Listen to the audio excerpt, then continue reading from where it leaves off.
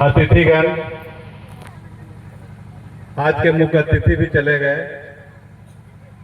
लेकिन भी उनको समय देने के लिए मैं उनका आभार प्रकट करता हूं। तमाम जो अतिथिगण आकर के अपनी अपनी बातें करके चले गए, मैं उनका आभार व्यक्त करता हूं। वर्तमान में हमारे गोंडवाना आदिवासी कल्याण और विकास मंच के अध्यक्ष रामचंद्र मांझी जी का मैं आभार व्यक्त करना चाहता हूं। साथ ही साथ समाज सेवी प्रफुल्ल चंद्र बेसरा, हमारे हेडगद्दी गोंड महासभा के अध्यक्ष जोगेंद्र मांझी, उपाध्यक्ष अजय मांझी, हमारे गोंडवाना आदिवासी कल्याण और विकास मंच के संरक्षक हीराधर मांझी और हमारे इस कार्यक्रम में उपस्थित तमाम मातृशक्ति, पितृशक्ति, छोटे छोटे नन्हे मुन्ने छात्र छात्राएं, हम एक मिशन में निकल पड़े हैं और वो मिशन हमें अपना भविष्य तय करेगा कि हमारा अगला भविष्य क्या है। हमारा लड़ाई अपनी भविष्य की लड़ाई के लिए है, परंतु उस भविष्य को बनाने के लिए हमें गंभीर चिंतन करने की जरूरत है।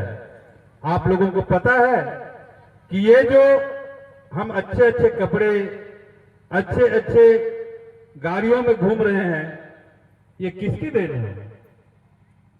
आप लोगों को मालूम होगा कि इस देश को चलाने के लिए एक बहुत बड़ा संविधान है और उसी संविधान से ये देश चलता है और उस संविधान के तहत हमें आरक्षण प्राप्त हुआ है।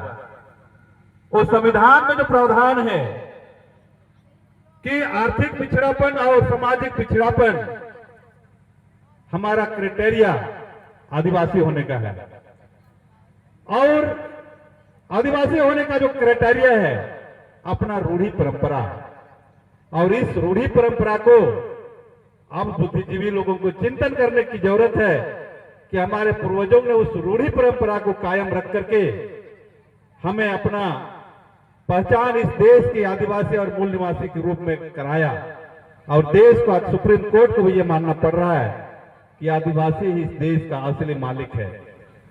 हमको सुप्रीम कोर्ट परिभाषित कर रहा है कि आदिवासी इस देश के मालिक हैं, लेकिन हम लोग मालिक बनना नहीं चाहते हैं।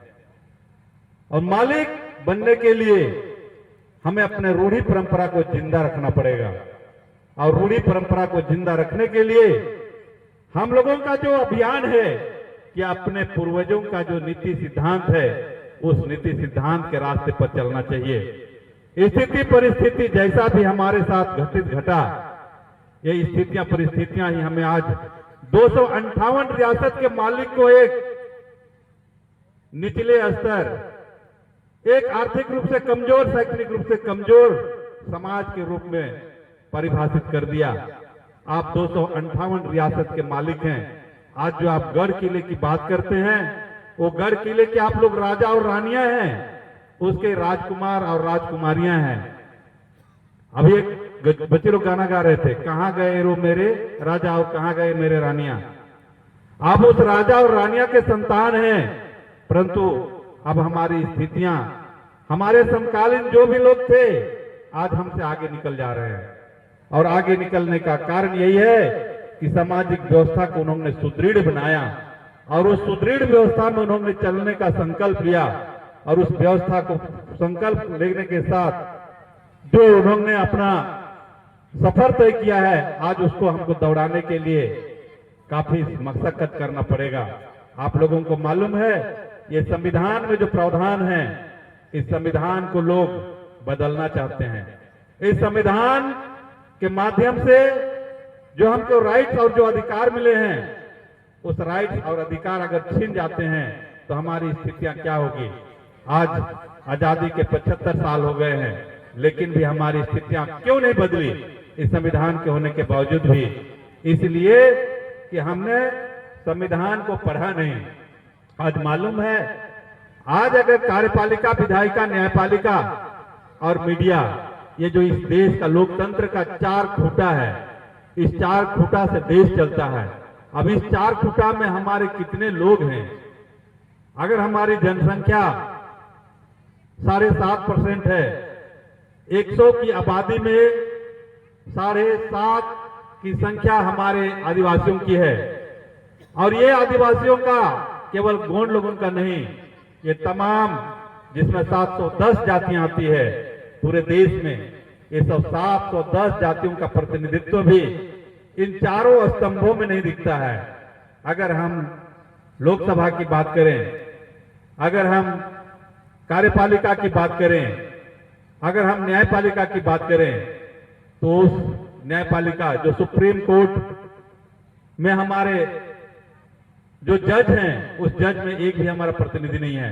25 हाईकोर्ट हैं, उस 25 हाईकोर्ट में भी बहुत ही कम, यानी कि 1-2 अंगुली में गिनने के जैसा हमारे जज हैं। तो सोचिए कि संविधान के रहते भी हमें न्याय कैसे मिलेगा। अगर हम बात करें मीडिया की, तो एक भी सिमडेगा क्षेत्र में हमारे समाज का कोई मीडिया नहीं है। और मीडिया इस देश का एक आईना है, जैसा वो आपको दिखाएगा उसी तरीके से समाज चलता है। अगर मीडिया में हमारा अगर प्रतिनिधित्व नहीं है, इसका मतलब हम कहां हैं?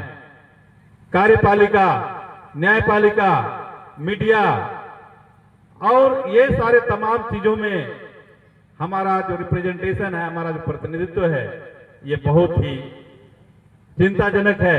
इसके लिए हमें शिक्षा को अपना हथियार बनाना पड़ेगा और शिक्षा को हथियार बनाने के लिए गुणवत्तापूर्ण शिक्षा हमारे समाज को बहुत आवश्यक है। इस गुणवत्तापूर्ण शिक्षा के लिए समाज को पहल करनी चाहिए। हमारे समकालीन जो सोसाइटी है, अपना विद्यालय उन्होंने खोला, अपना हॉस्पिटल खोला, अपने लोगों को उसमें ट्रेनिंग कराया और अपने लोगों को इसमें शिक्षक बनाया। इसलिए अगर हम सिमडेगा जैसे छोटे से जिलों में अगर हम देखें, तो 80 से 90% हमारे दूसरे कम्युनिटी के लोग अगर शिक्षक कहें तो वो हैं, नर्स कहें तो वो हैं, और अन्य विभागों में नौकरी करने वाले लोग वो हैं। तो इसीलिए आप लोगों को मालूम होगा कि 9 अगस्त 2018 को इस संविधान के लाभार्थी को ध्यान देना चाहिए कि 9 अगस्त 2018 को इस संविधान को जला दिया गया था। लेकिन भी हमको पता नहीं कि यह संविधान जला या नहीं जला, क्योंकि हम लोग बाहरी दुनिया से अपना वास्ता बहुत कम रखते हैं। इसीलिए हमको जानना चाहिए कि संविधान के माध्यम से अब जो हमारा आरक्षण प्राप्त है, या हमें जो शिक्षा का अधिकार प्राप्त है, हमें जो नौकरी का अधिकार प्राप्त है, उसको सुरक्षित करने के लिए संविधान को पढ़ना पड़ेगा।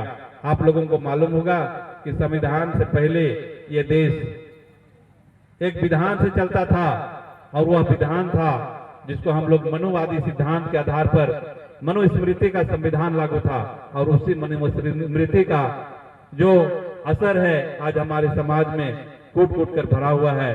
बट संविधान लागू होने के बाद आर्टिकल 13 में ये बात कही गई, अनुच्छेद 13 में ये बात कही गई कि संविधान लागू होने से पूर्व जो भी सिद्धांत, जो भी विचारधारा, जो भी संविधान चलता था, जो मानवता के खिलाफ था, वो संविधान एक सिरे से क्या हो जाएगी?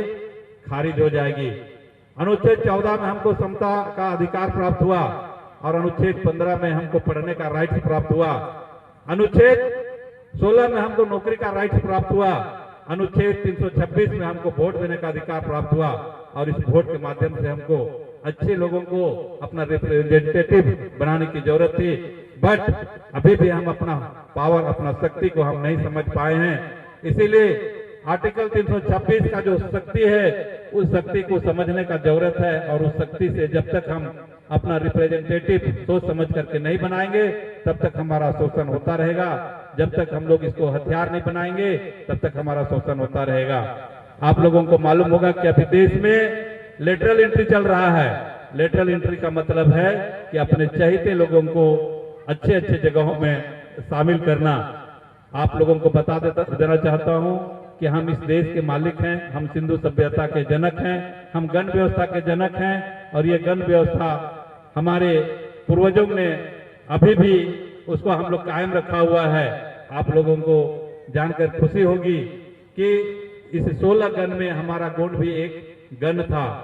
इसीलिए डॉक्टर बाबा साहब भीमराव अंबेडकर जब 26 नवंबर से पहले 25 नवंबर 1949 को संविधान सौंपते समय ये बात कहा था कि ऐसा नहीं है कि हमको स्वतंत्रता पहले नहीं प्राप्त थी, हम स्वतंत्र थे और प्रजातंत्र के हम वाहक थे, गणतंत्र व्यवस्था के हम वाहक थे, लेकिन कैसे वो स्वतंत्रता छीन ली गई हमें पता नहीं चला। वैसा ही अभी जो हम गणतंत्र व्यवस्था को प्राप्त कर रहे हैं, हमें डर है कि ये व्यवस्था को पुनः न छीन लिया जाए। आप लोगों को इन सारे बातों को समझने की जरूरत है, आवश्यकता है। आप सभी गुणवत्तापूर्ण शिक्षा के लिए काम करिए। सभी जो गांव में एक शिक्षण संस्थान खोलने की जरूरत है और उस शिक्षण संस्थान में हमारे युवा साथियों को अपने सामाजिक उत्थान के वजह जान करके उस पर काम करने की जरूरत है। इसी में हमारी भलाई है, हमारा भविष्य है। हमारा समाज के बच्चे उन जगहों में जा पाएंगे। आज आप लोगों को धार्मिक क्षेत्र में जो बातें बताई गई, हमारे भूमिका संघ के अध्यक्ष ने बहुत विस्तार से आप लोगों को हमारे समाज की उत्पत्ति के बारे में उन्होंने बताया। वही इतिहास को हमको जानने की जरूरत है। जो व्यक्ति अपना इतिहास नहीं जानता है वो इतिहास बना दिया जाता है और हमेशा विजेताओं का ही इतिहास लिखा जाता है, पराजित लोगों का इतिहास नहीं लिखा जाता है। हमें अपना इतिहास ढूंढने की जरूरत है, हमें इतिहास अपना खोजने की जरूरत है। आप लोगों को याद होगा कि हमारे इस देश में डॉक्टर बाबा साहब भीमराव अंबेडकर जिन्होंने संविधान का निर्माण किया, जब वो विद्यालय जा रहे थे तो उन्हें अपने कक्षा में बाहर रह करके अध्ययन करना पड़ता था। अपने शिक्षा उन्होंने बाहर में रह करके शिक्षा ग्रहण की और उन्हें जो बरामदे में जो पानी सभी लोगों के लिए रखा हुआ रहता था, उस पानी को भी पीने का राइट नहीं था। इस प्रकार के व्यवस्था में उन्होंने विपरीत परिस्थितियों में शिक्षा ग्रहण किया और उसके पास 32 डिग्रियां और 9 भाषाओं का जानकारी उन्होंने हासिल किया, जिसके बदौलत उन्हें भारत का सबसे बड़ा ग्रंथ लिखने का अवसर प्राप्त हुआ। और उसी अवसर के तहत हमारे झारखंड से जयपाल सिंह मुंडा ने भी संविधान सभा में यह बात कहा कि आदिवासियों को गणतंत्र सिखाने की जरूरत नहीं है, ये गणतंत्र व्यवस्था हमारे खून में है। आप सभी बाहर वाले लोग हैं और ये हमें सामाजिक रूप से इतने मजबूत हैं कि हम अपना गणतंत्र व्यवस्था को बखूबी समझ लेते हैं। इसी तरीके का आप लोगों को मालूम होगा सावित्रीबाई फुले, जिसको भारत के प्रथम अध्यापिका के नाम से जाना जाता है। आप लोगों को मालूम होगा कि 1848 ईस्वी में उन्होंने सबसे पहले महिलाओं के लिए विद्यालय खोला। पहले महिलाओं को शिक्षा ग्रहण करने का राइट नहीं था। जब वो विद्यालय में पढ़ाने जाती थी तो उसके ऊपर गोबर फेंका जाता था, धूल फेंका जाता था, लेकिन उन्होंने कहा कि नारी को हम मुक्ति करके छोड़ेंगे। और उनके जो पति थे ज्योतिबा फुले उनको साहस देते थे और वो अपना 2 साड़ी लेकर के जाते थे। एक साड़ी जब गंदा हो जाता था उसको अपना झोला में डाल देते थे और दूसरी साड़ी पहन करके उन महिलाओं को शिक्षा देने का काम किया। इस तरीके से करीब 48 विद्यालयों का उन्होंने स्थापना की। आप लोगों को मालूम होगा एक जो केरल जैसा एक राज्य था, नंगेली, एक महिला की नाम थी नंगेली। भारत की सिस्टम, भारत की व्यवस्था इतना सामाजिक व्यवस्था में कुरीतियां और रूढ़ी और इतना अधिक आडंबर भरा हुआ था कि उस समय के जो सामंत लोग थे, उस समय के संभ्रांत लोग थे, उस संभ्रांत लोगों के द्वारा यहाँ के लोगों का एक प्रकार से बहुत शोषण किया जाता था। तो उस समय नारियों को, स्त्रियों का बहुत ही तुच्छ तरीके से शोषण किया जाता था। नारियों को स्तन टैक्स के रूप में देना पड़ता था। ये कहानी आप लोग जरूर पढ़ेंगे। रोजा पार्क्स की बात आप लोगों ने सुना होगा, जो अमेरिका की एक महिला थी। उनको वहां पर श्वेत और काले लोगों के बीच में लड़ाई चलता था। वहां पर श्वेत लोगों के लिए बस के आगे वाली सीट खाली छोड़नी पड़ती थी। अगर कोई अंग्रेज या कोई गोरा उसमें नहीं आता था तब वहां काले लोग बैठ सकते थे, लेकिन अगर अधिक संख्या में हो जाती थी तो वहां पर जो काले लोग बैठे हुए सीट रहता था उसको भी छोड़ना पड़ता था। रोजा पार्क्स वही औरत थी, जब एक सीट में बैठी हुई थी तब अंग्रेज लोग जब आए, उस गाड़ी में बैठे तो उसको पीछे की ओर बैठने के लिए कहा गया और रोजा पार्क्स ने उससे मना किया कि मैं पीछे नहीं बैठूंगी। तब वहां के जो पुलिस पदाधिकारी थे उनको एक प्रकार से पनिशमेंट दिया और पनिशमेंट देने के बाद वहां के काले लोगों ने एक आंदोलन किया और आंदोलन बहुत व्यापक तरीके से चला और वह आंदोलन पूरे अमेरिका में फैल गया कि आप कोई भी सरकार की गाड़ी में यहाँ के काले लोग नहीं बैठेंगे। अंततः वहां की सरकार को झुकना पड़ा और उनके लिए एक कानून बनाना पड़ा। वहां पर काले लोगों को भी, जो गोरे लोगों का विद्यालय था, उस गोरे लोगों का विद्यालय में पढ़ने का राइट नहीं था, लेकिन उनको इतना संघर्ष करना पड़ा कि वहां के जो अब्राहम लिंकन वहां के जो राष्ट्रपति थे उस समय वहां एक तरह से दासों को, वहां के गुलामी लोगों को, वहां के काले लोगों को वहां मुक्ति दिया गया। इस प्रकार की संघर्ष अगर हम करेंगे तो ही हमको अपना राइट प्राप्त होगा। आप लोगों को मालूम होगा कि हमारे इस देश में संघर्ष करने वाले हमारे पूर्वज जो इस मिट्टी में शासन किया, आज हम शोषित हो रहे हैं। इसीलिए हमें पुनः अपना इतिहास को लिखने की जरूरत है, अपना इतिहास पढ़ने की जरूरत है, हमें अपना संविधान को पढ़ने की जरूरत है ताकि हमको अपना राइट, अपना अधिकार प्राप्त हो सके। आप सभी युवा साथियों से निवेदन है कि शिक्षा वो शेरनी का दूध है, जो पिएगा वो दहाड़ेगा, और शिक्षा से ही किसी दुनिया का हम स्थिति को बदल सकते हैं। शिक्षा वो हथियार है जिसके बदौलत हम सारी दुनिया को बदल सकते हैं।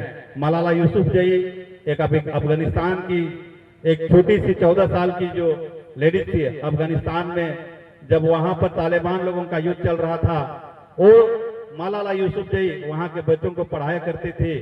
तब तालिबान लोगों का कहना था कि ये हमारे सामाजिक जो व्यवस्था है उस सामाजिक व्यवस्था को तहस नहस कर देगी, इसीलिए इसका जो ये शरीयत के खिलाफ है। तब उन्होंने उसके ऊपर गोलियां भी चलाई, उसको गोलियां भी लगा, लेकिन उन्होंने अपना अध्ययन और अध्यापन का कार्य नहीं छोड़ा।